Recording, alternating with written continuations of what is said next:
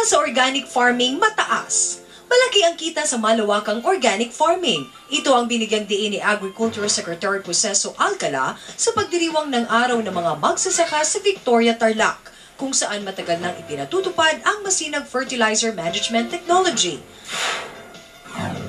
Sana rin po ay ang masinag po, ay makatulong pa rin po natin doon sa ating ibang eksperimento doon sa mga gulay.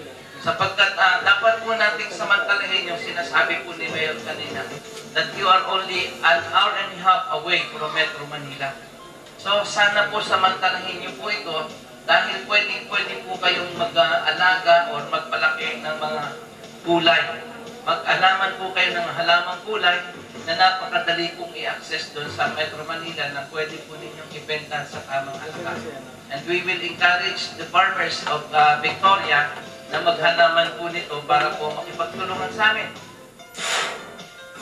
Ang naturang sistema na napatunayan ng epektibo ay nakapagpapataas ng ani ng palay na aabot sa 30% ng kabuang ani sa isang ektarya. Aabot din sa 50% ang bawas sa gastusin kung susundin ang sistemang ito.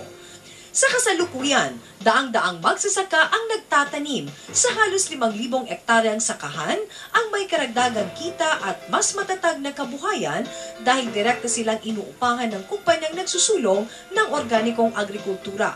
Ang masinag fertilizer management technology ay suportado ng National Agribusiness Corporation o NABCOR.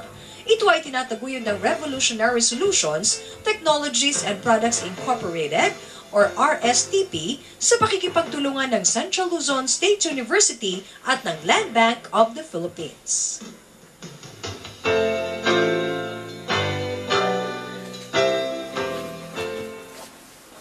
Kapag may nagbigay sa inyo ng kahit